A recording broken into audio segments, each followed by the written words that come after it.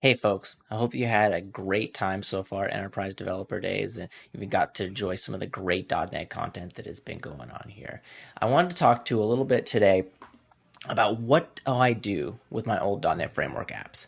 So if you are familiar with .NET Framework and maybe haven't been keeping up with a lot of the stuff that's going on in the .NET landscape in the last 4 or 5 years, we're going to be able to have a really interesting conversation around all of that. To start off, let me introduce myself. My name is Isaac Levin. I'm a .NET developer advocate at AWS. And I love .NET. I've been a .NET developer my entire professional career. I'm a Microsoft MVP in the developer technologies area. And I just want people to get the best experience they can with .NET, whether it's .NET Framework apps, .NET Core apps, .NET apps. We'll talk about all that throughout this session. If you want to follow me on some of the different channels that exist on Twitter, GitHub, Twitch, YouTube, Isaac R11 is the way to find me. So with that, let's get started. I think it's a great place to talk about where we are now, right? So if you haven't been paying attention or haven't had the opportunity to been following a lot of the news around .NET in the last few years, so .NET 6 is the current implementation or current version of .NET. And what does that actually mean? If you've been a .NET developer for a while, for instance, .NET's been around for 20 plus years at this point. Things have changed a bit in the last few years as it pertains to like how .NET can really bring some very interesting scenarios as we build solutions for our customers.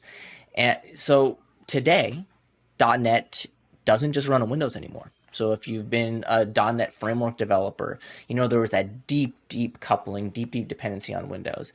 And that's no longer the case. .NET 6 can literally run anywhere. So whether you want to run Windows still, Linux, Mac, you want to run Raspberry Pis, Samsung TVs, watches, there's all sorts of different places that .NET apps can run on. And that's because of this really concerted effort from the .NET team to bring cross-platform native and web UIs to folks with a thought of being as performant and developer productivity in the forefront. So I want to talk a little bit about that, but I wanted to also talk about how we've gotten to this point. So like I mentioned, if you've been a .NET developer, you're familiar with the .NET Framework, that first box on the left-hand side. So that is your, web forms apps, your WinForms apps from the past, right? And that's been a known technology for many years, like I said, over 20. During that time, before, we started to make this push, like I mentioned earlier, to be more cross-platform, there was another company that was looking to do that. So Xamarin a handful of folks created the mono runtime, which just as a summarization, it's a .NET implementation that runs on non-Windows devices. So it would run on Linux, it would run on Mac, and so on and so forth, run on mobile devices. So about 4 or 5 years ago, Microsoft, the .NET team, they started to look into how can we bring a non-Windows experience for .NET developers. They saw that what was going on over in the Xamarin space. They acquired Xamarin, and then that brought them to this idea of one .NET. So the .NET that we know today is a combination of all the great work that's been done in the .NET Framework space, the .NET Core space, which is, like I mentioned, that first, I guess you could say, envisioning of how to run .NET apps on non-Windows devices. And they actually spun up something called .NET Core, which allows us to have that same experience. And then over the course of time, we've actually started to massage them into one cohesive unit. But what does this actually mean? So that means that if you're a .NET Framework developer today, and you are not on version 4.8, you should probably get to 4.8. So .NET Framework, there's not going to be any new features. There's only security fixes, bug patching, stuff like that. So all of the new capabilities that you're seeing, things that you've probably seen throughout this event, they're not going to be available for you as a .NET Framework developer. However, we understand that you might not have the capacity right now to go from .NET Framework to .NET Core 3.1 or .NET 6 or what have you. So as long as you're on the latest version of .NET Framework 4.8, you can rest assured that you have long-term support. And the reason why that is because .NET Framework today still ships in Windows 11 at this particular point in time. And that means that as long as it's supported in Windows, you're going to have support. And we've heard similar similar sort of messaging from the .NET team. And when we think about that next step that the .NET team took, we really thought about this .NET Core wave, where we built a .NET applications that can run on other platforms. And they got for .NET Core 1, .NET Core 2, 2.2, 3, 3.1, and 3.1 is the current long-term support version. And then they ran into an issue. .NET Core 4 is probably not the best idea. There's already a .NET 4 in the ecosystem. So .NET Framework 4 has been around for a long time, 4 and 4.5, and now 4.8 is the most recent version. So they decided it'd be a great idea to think about how we move forward as .NET developers and understanding what the current versioning is. And as I mentioned earlier, they acquired the company Xamarin, which had built this amazing runtime called Mono, and they looked at the capabilities that have been added there, and they said, let's take some of the great work that's been done in this space and merge it up into .NET Core. And with that came .NET 5. So from a timing perspective, .NET 5 was released 2 years ago, so November of 2020. So how .NET works today is a new version of .NET will come out around November of every year. So right now, we're on the most current version, which is .NET 6, and that came out in November of last year, 2021. So and that means that in November of this year, in just a few months from now, there's going to be a .NET 7, and then a .NET 8 and 9, and then who knows. But it's important to call out that all of the evened numbered versions of .NET, so .NET 6, in the future .NET 8, go for it, those will have long-term support, which means they have 3 years of support from day of release, which means that if you're on .NET 6, you can rest assured that you're going to have long-term support for .NET all the way to the end of 2024. And by that point in time, there'll be a couple of more .NETs that have came out, so you can move over to that latest LTS and continue to have that great support, as mentioned earlier. So now that we've kind of got an idea of where we are today and how we've gotten to this point, it's a good idea to have a discussion about what is not in .NET 6.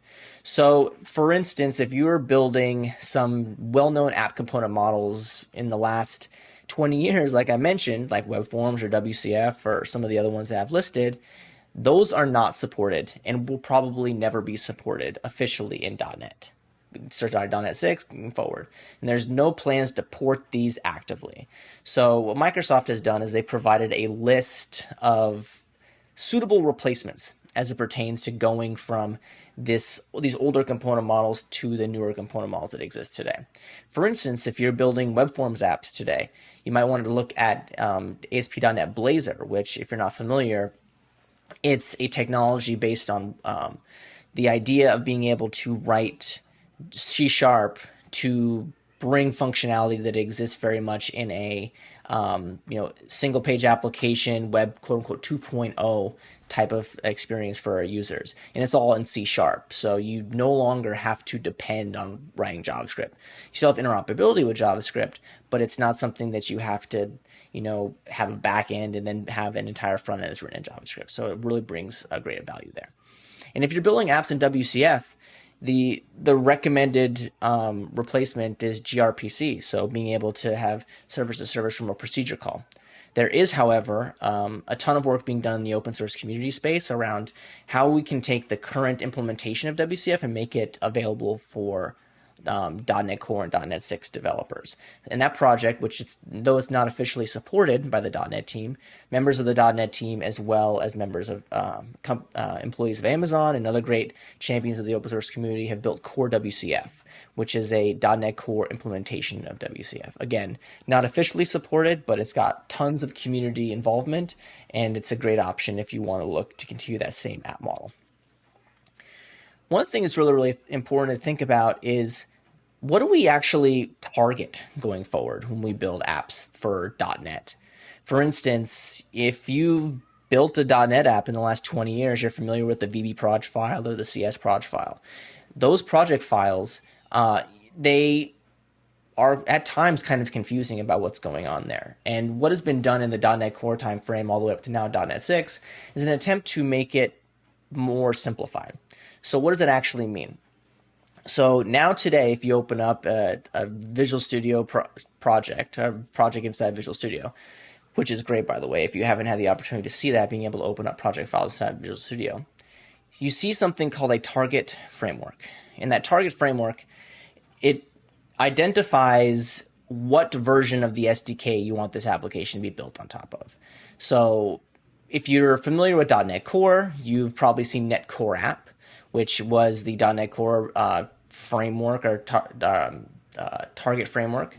If you built any application that's had to have some end client that's written in Windows as well as maybe .NET Core, you've probably taken advantage of .NET Standard. We can talk a little bit more about .NET Standard in a second. But today, the simplified framework or simplified target framework for .NET 6 is .NET 6.0. And then after that, you provide a TFM or a target framework moniker. So for instance, if you want to run an app that runs specifically on Windows and you need access to that OS specific functionality, you would do dash and then whatever that platform is. So for instance, Windows, if you're building a mobile application, you might do Android or iOS, or you might do Mac Catalyst or what have you.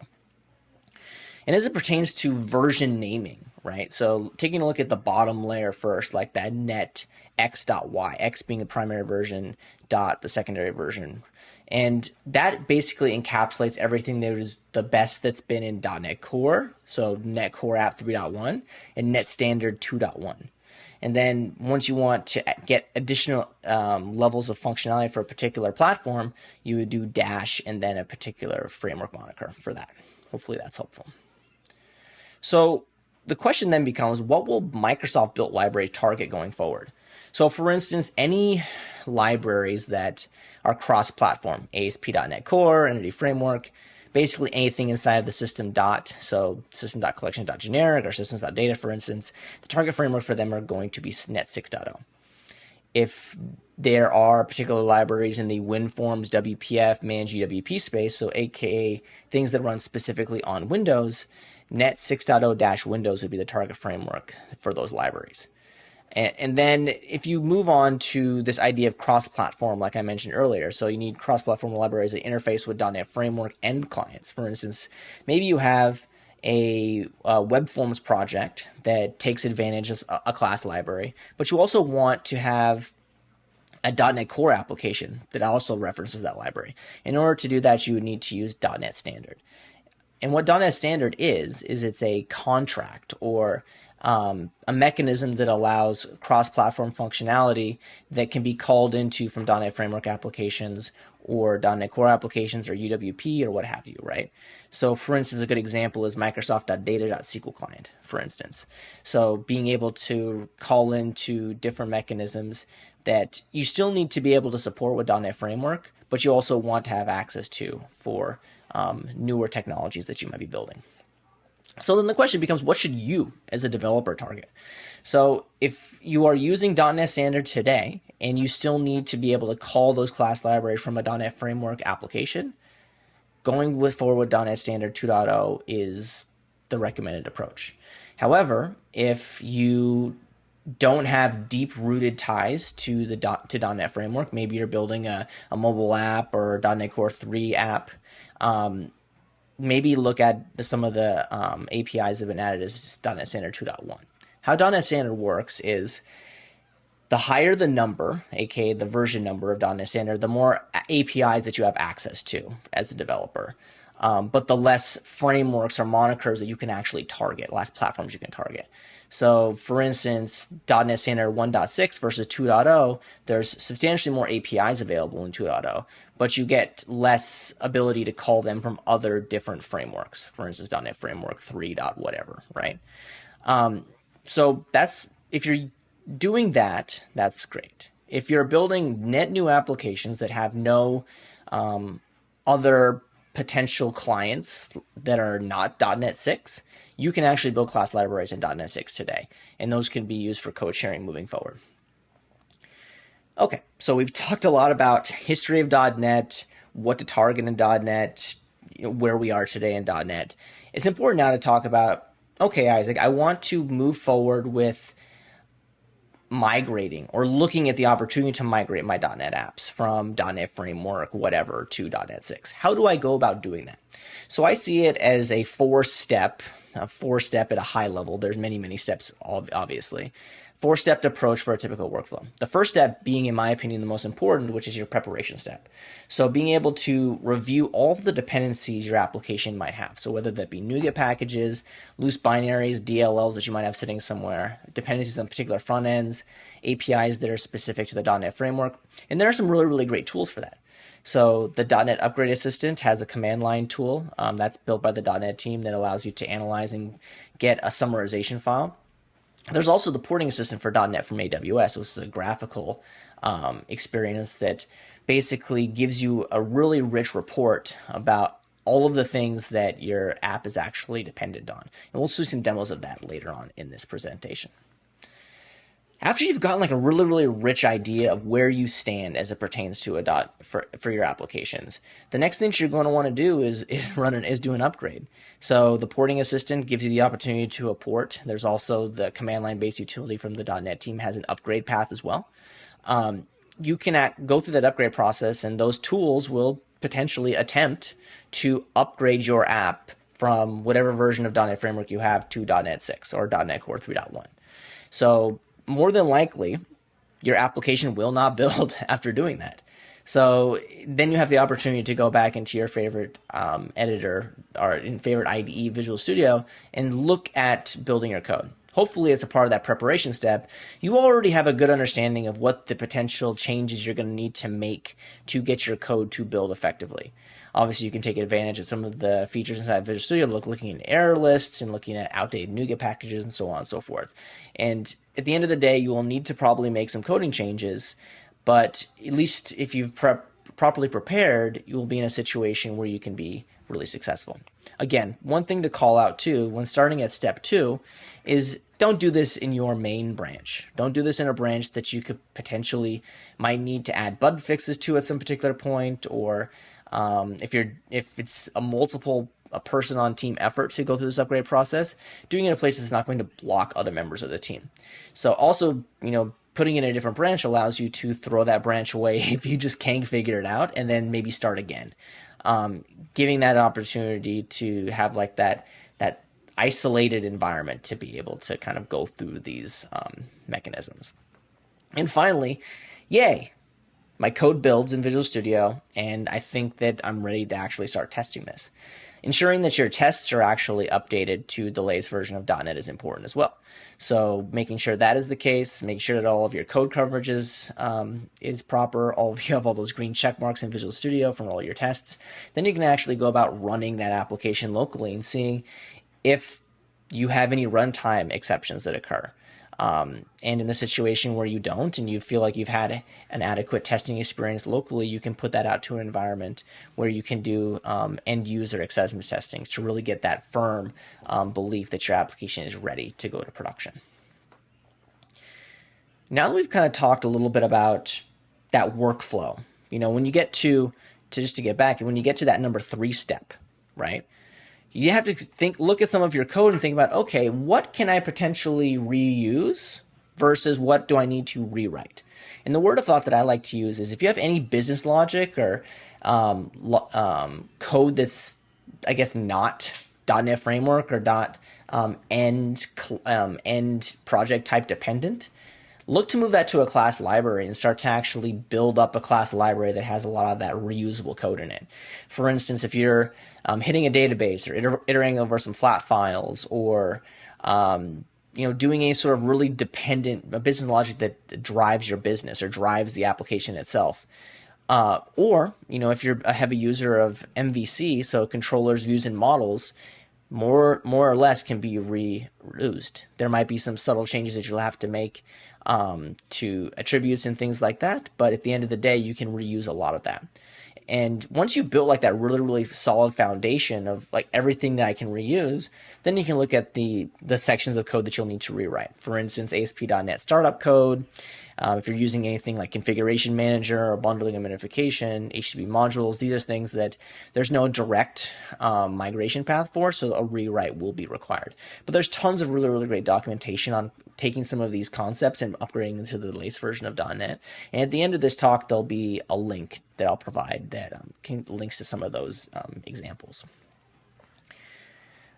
We talked a little bit about, in that preparation step, the tools that we have or the tools that we can take advantage of. So one of those tools is the .NET Upgrade Assistant. Like I mentioned earlier, it's a tool that's provided by the .NET team. It's a command line based tool. It supports MVC, WinForms, WPF, console apps, and class libraries. And like I mentioned, it's a command line tool that has basically two paths of functionality.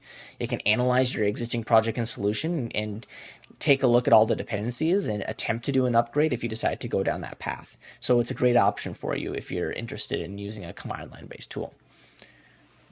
Another great tool is the Porting Assistant for .NET from AWS. This is great because it's a graphical tool. So there's a standalone version that you can actually install on your machine, or there's an extension for it in VS 2019 or 2022. It's open source on GitHub, so you can actually follow along with what the team is working on and make sure that you're on the latest version and get an understanding of some of the things that other customers might be seeing when they're using it. It supports .NET 3.5 and later, all the way to .NET 6 and .NET Core 3.1, if that's the path that you want to take. For supported project types, it supports MVC, class libraries, and WCF. I mentioned a bit ago about WCF for .NET Framework not having a fully supported replacement. They recommend use gRPC. However, since there is so much community traction for WCF Core, we think that there is an opportunity to look at porting from WCF to WCF Core. So for instance, if you have a WCF application today, the Porting Assistant will take a look, assess, and attempt to port your project from WCF to WCF Core. And there's other sorts of really interesting things that are coming in the future, and I would definitely recommend you star or follow the GitHub repository, which there'll be a link to at the end, and follow along for what the team is doing. So with that, I want to actually go through a demo of some of these tools and how we can actually use them to build that really effective preparation or that assessment story. So let me find my mouse. All right, so I'm going to spin up the .NET Porting Assistant here. So the .NET Porting Assistant, like I mentioned, it comes in two flavors. I like, for instance, in this particular case, the standalone version because it allows me to do things in Visual Studio and do things here. So as you can see here, I have a list of a handful of different assessed solutions. And at this particular page, I have some interesting information here. So incompatible packages and build errors and so on and so forth. I'm going to drill into one. I'm going to drill into NOP Commerce. So if you're not familiar with NOP Commerce, it's an open source e-commerce platform. So you can actually go out to GitHub today and clone it. And if you wanted to, you can use it kind of as inspiration to build an e-commerce presence for your business. When I open up a particular solution inside of the Porting Assistant for .NET, I'm immediately granted with some assessment of some very, very valuable information. So the incompatible NuGet packages that this project references, incompatible APIs, build errors, and so on and so forth. And then I have this project section, which I can actually filter and sort on different actions, right? So I can take a look at, all right, NOP.web has 29 incompatible packages. And if I want to as well, to get even more detail, I can take a look at all of the dependencies of all of the projects that exist inside of a solution. So this really is helpful because it allows me to identify which projects I should look to upgrade or assess first. For instance, I probably don't want to start off with the NOP.core project in this case because every other project is dependent on it. It's probably more efficient for me to start with a project that has no other projects dependent on it, and so there isn't as much potential risk if some of the migration process doesn't go the way I want it to. So that's a really, really great graphical interface for that. I can also take a look at NuGet packages and see all the NuGet packages that a particular project references. And from there, I can see if there's suggested replacement for them or they're just incompatible with the newest version of .NET. So for instance, maxmine.goip2 or maxminedb. Some of these are compatible, some of them aren't, but I have suggested replacements for them. And the next thing, even drilling even deeper, is all the APIs that my application takes advantage of and what some of those APIs, if they're compatible or not compatible. For instance, this particular application makes heavy use of Stack Exchange res.strongname in the iDatabase API. So that's compatible. So it's good to know that we have that experience going forward. And I can actually do this for each individual project. So if I go back to project and let's just go NOP.core, right? I then see that same experience, but it's particular for this particular project. So again, project reference graph is there, APIs is there, and source files is there. Let's hop out to like NOP core, for instance. So as you can see, there's a ton of APIs here that I can take advantage of. And then finally, once I'm really, really comfortable with all the different information from a dependency perspective, I can actually look at source files. And what the porting assistant does, it will actually scan your code and look to see if there's particular APIs that are no longer available. So for instance, let's just go one with a lot of incompatible APIs. So let's just go webhelper.cs. So when you port this project, Porting Assistant will make the following changes. So it recommends these particular changes. So that's interesting. So again, giving you some really, really useful information. If I keep scrolling down, is there anything else here? Yep. So for instance here, right? So you have an incompatible method invocation. So system.web.hp runtime, this NuGet package, which means that this particular section of code will need to be rewritten. And I have this sort of valuable information for all my source code, right? So really, really valuable as it pertains to building out that rich idea of what I need to do. Because more than likely, this experience is going to be long and it might be challenging. So it's really important to build up all of this really, really valuable information as you go on through that first step. So I did mention that this particular tool, there is a porting option. And I'm not going to try to port the NOP Commerce project or NOP Commerce solution as a part of this presentation because we don't have the time needed to do that. But I do want to show you what the porting experience does look like. So what I'm going to do here is I'm going to take a look at nunesoft.json. This is an older version of it, so it's the net 4.5 version of it. And if you're not familiar with nunesoft.json, it is the most downloaded NuGet package. And to summarize kind of what it does, it serializes and deserializes objects, .NET objects into a stringified version of JSON, and you can deserialize it back. So it's really, really valuable in a ton of different scenarios. And as I mentioned here, I have this particular project. There's not a lot of incompatible packages, but there might be a couple of incompatible APIs. And I've ported this in the past, but I'm just going to port this again. So I'm going to click on this port solution button. It's going to ask me, okay, this is the current project framework. I'm going to specify a destination for it to be sent to, and I'm going to specify a new target framework version of .NET 6. So I'm going to port. So this does take a little bit of time. So what I wanted to do is I wanted to actually show you another tool. So if you're familiar, like I said, with the .NET upgrade system from the .NET team, it's a command line based utility. And what I want to do is walk you through taking a really, really simple project that I have that basically is like a card matching tool and port it from, it's a WinForms application, that's important to call out, with one class library. Port that application from WinForms 4.5 to .NET 6. So let's actually go through that process. So I'm just going to go .NET upgrade and match it at, it's not .NET upgrade, it's upgrade assistant, sorry. So upgrade assistant. Oops, I should probably also type a little bit better. All right. So I pointed at a particular solution. And then what it's going to do is it's going to analyze that solution, take a look at all the projects that is there, and then you walk it through step by step of all the things that are going to happen to go from .NET Framework 4.5 to .NET Framework 6. So the first thing it's going to do is it's going to ask for an entry point. So I'm going to select that. And I'm going to specify the particular project I want to start with. Let's start with the matching game, which is our WinForms application. So the next thing it's going to do, it's going to say select a project to upgrade. So we're going to go forward and do that. And this is all very interactive. It just asks you one by one all the things you want to do. It sees that there is a dependency on the matching game.logic class library. So it's going to say, do you want to do this one first? It's a recommend order to upgrade. So we'll say, sure, why not? And then the next thing it's going to want to ask is to back up the project. I don't want to back this up right now because I trust this tool. So I'm just going to go option 2. And this is when it actually starts walking through all the things that we're going to need to do. So the first thing is it wants to convert that project file to the SDK style. Like I mentioned, in the last few years, the project file has gone through a reimagining to be a bit more streamlined, a bit more what's the word? It's a bit more usable for folks, and also just a bit simplified. So the first thing I want to do is going to convert that. And while it's converting that, I actually want to pop open this in Visual Studio Code, and we can actually walk through step by step all the things that it's doing. So taking a look at here, so this is what it was on the left-hand side, and this is what it is now.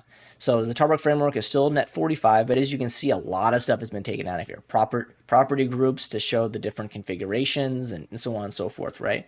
So if I go back and start continuing through this exercise, there's going to be more and more files that get changed. So the next thing that it's going to want to do is it wants to add some Roslyn analyzers to our project. And that what those Roslyn analyzers are going to do is they're actually going to help analyze our code and take a look at some of the things that might need to get changed as well. So the next thing it wants to do is it wants to update the target framework. So let's go ahead and specify that. So it's going to update the TFM, and we can actually see in Visual Studio Code that it changed it to .NET Standard 2.0. So since this is a class library, and at the moment it's being referenced by .NET Framework Project, it detects it as .NET Standard 2.0. So we can move on to the next step here. And then it provides a handful of particular fixes here. We can take a look at them. So just adding more additional information to our project file. All right, and the next step is it wants to move to the next project because we're done with that particular project. So the next one that says, okay, select your project upgrade, so let's do that. It's completed the magic game.logic, and now let's go on to the WinForms application. So again, it's going to assess our solution. We're not going to back up the project. And then it's going to say, convert your project file to the SDK style. So let's do that as well. So project file converted successfully.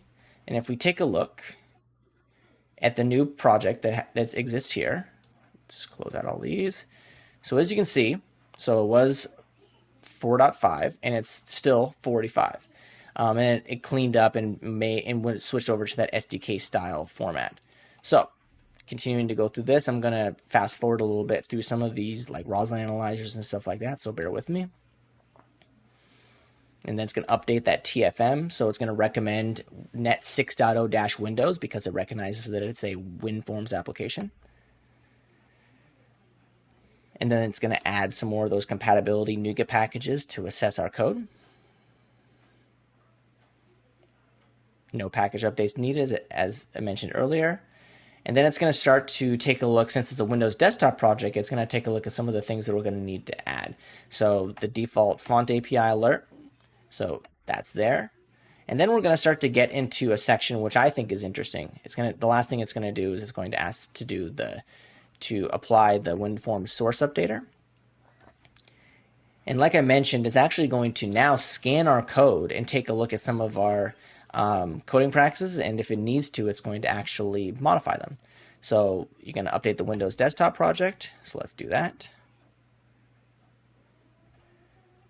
All right, hit enter, wait for it to load.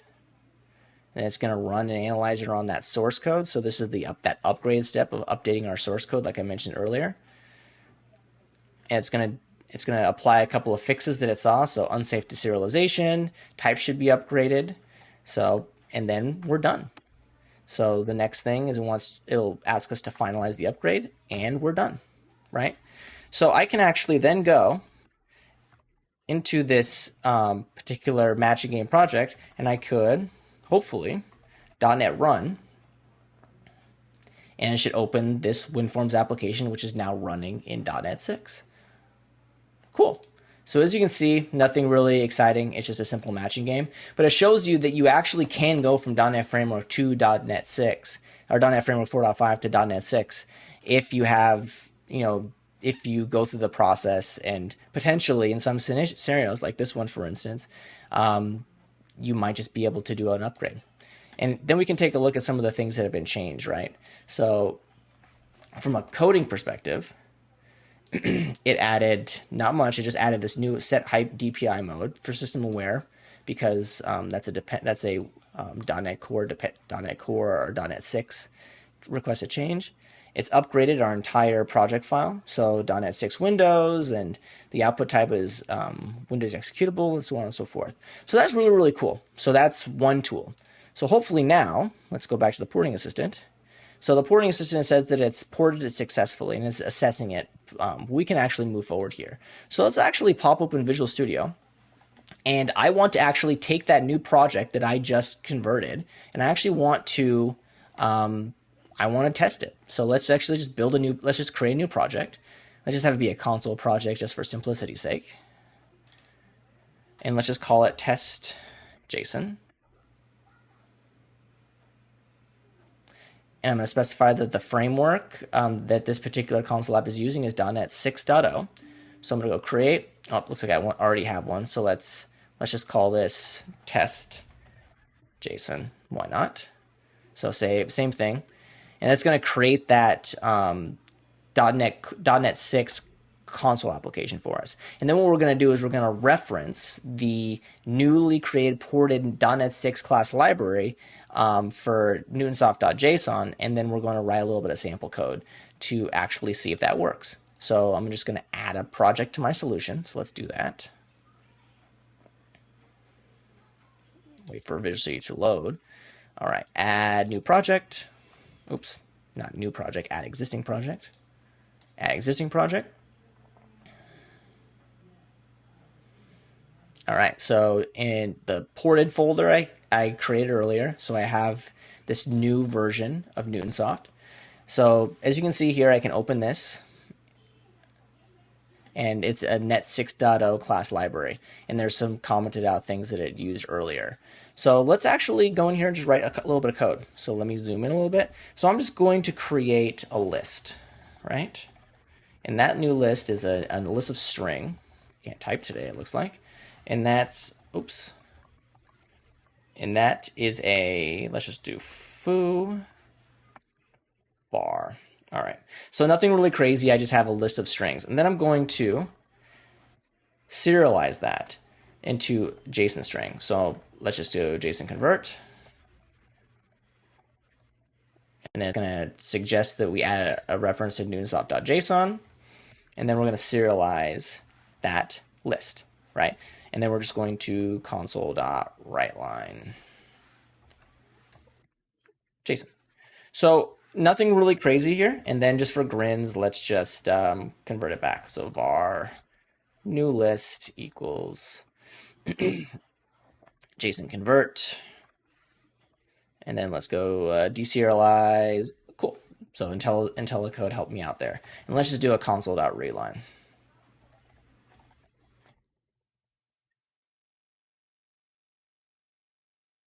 All right. Oh.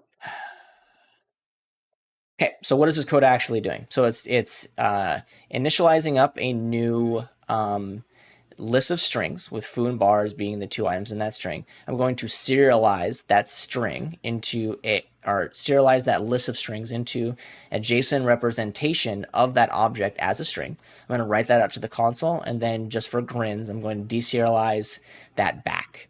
So I'm going to run this. Wait for the build to start, and then once it runs, there should just be a console window that pops open. What's going on here? Oh, looks like I do need to make a little coding change here. I'll just do that really quick. So I did have to make a particular coding change in this regard. Let's just do that. Okay, and then let's try again.